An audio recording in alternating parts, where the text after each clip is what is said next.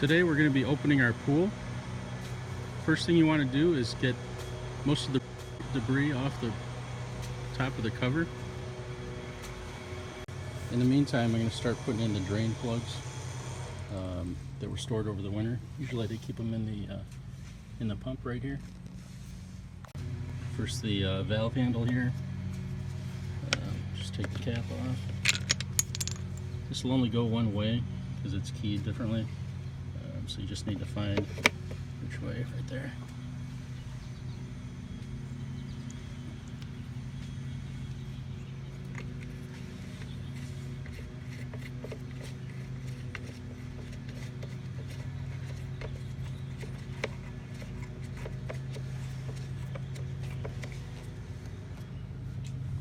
These are the remaining pieces. It's the cap for the filter, the sight glass for the filter, pressure gauge, drain plugs for the pump, and drain plug for our heater. Here's the plug for the filter, drain plug. Over on this side, the pressure gauge. Probably should put new Teflon tape on there, but we'll see how it goes. It's easy enough to take out if it leaks. Finally, the sight glass. These two plugs for the pump look like they're identical, so I'm just going to pop those in here. Finally, the heater plug is right here. I'm going to leave the top off the pump. When we're ready, we're going to fill that with water to prime it just before we start the pump. So next we're going to remove all the attachment points using this wrench here. I think I picked this up at Amazon. It's pretty cheap. So we're going to go ahead and start that. Kind of get in there and just twist. Oh. Bad example. Once you've kind of got a hold, you just move it up and then it comes out like that. This one should be easier. There we go. So just one note, we took them all off the one side there, and once you do that, you'll find that the other side comes off pretty easy just by hand. You come up here and just pull them off like that. So really about half of them that you have to actually do with the wrench. Okay, so we just dragged the cover off. The pool is quite green. We're going to fix that up with some chemicals and a few. We're going to tighten the bolts back down. I just use a power drill like this. I flipped a screwdriver bit inside out, and it happens to be the size that fits.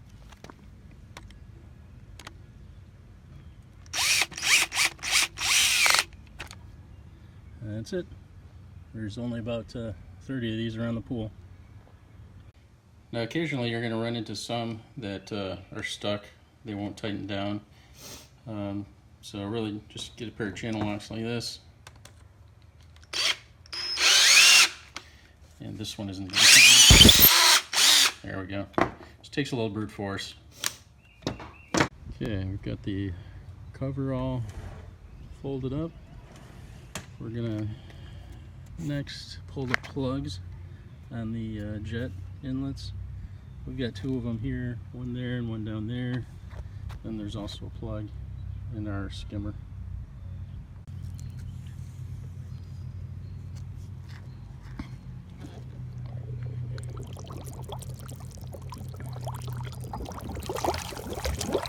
Rubbery in here. These are the jet inlets that we're going to install in place of the plugs. Just thread right in there, just like the plugs came out.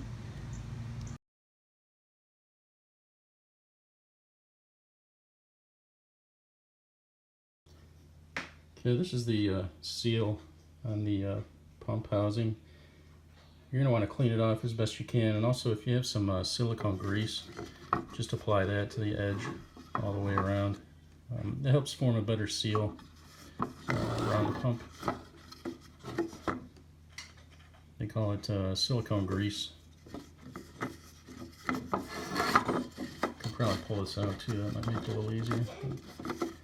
It should be good enough.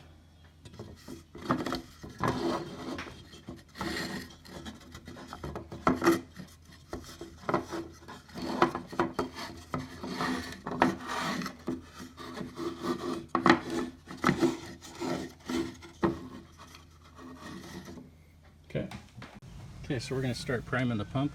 Just got a hose here. There we go.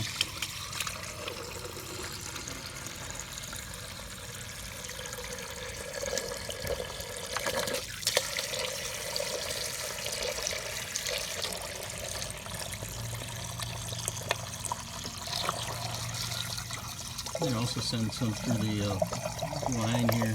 We often have problems getting this pump started for whatever reason.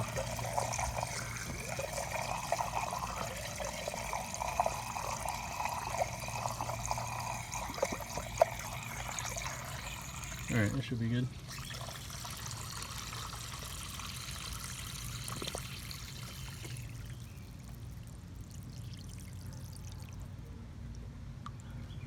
Okay, so we've got the cover on, we've started the pump, and right now we've got it just pumping from the skimmer basket. You can see there's bubbles coming from the inlet jets there. That's a good sign.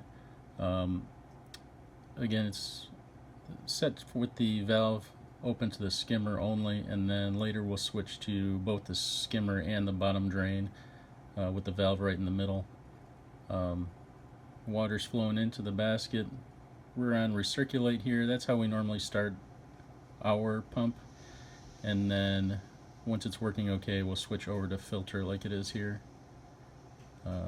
So the water's flowing there. There's a little bit of air in there, but that's gonna straighten out in a few minutes. There was this leak on the anode rod. Wasn't getting a good seal there where the rubber gasket is. I'll get into that a little later. So now we're going to backwash the filter. This will kind of clear it out a little bit from all the contaminants, and also expel some of the water. We want to get that level down a few inches. So we tested the pool, and of course we're low on chlorine. pH was 7.2, and the acid content was low also. So we're adding dichlor.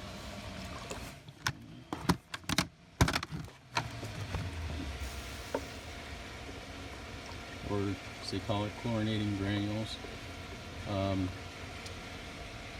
If our acid level was too high already, we would use something else, maybe just pure liquid chlorine. So we're pre-dissolving it in water. It takes a little while, but it's easier than having to scrape the bottom of the pool with the granules. So we're adding about 1.5 pounds for every 10,000 gallons.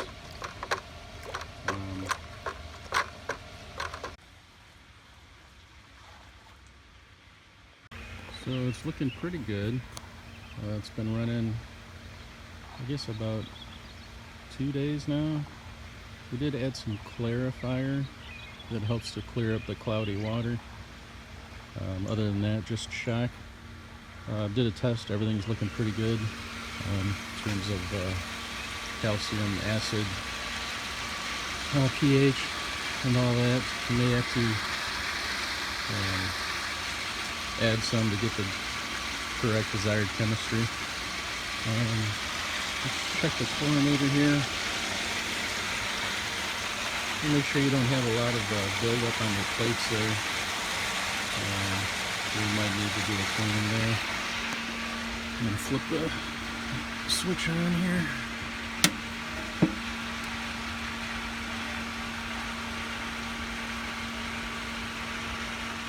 It's firing up okay at 50%. We'll turn on the gas for our heater. Okay.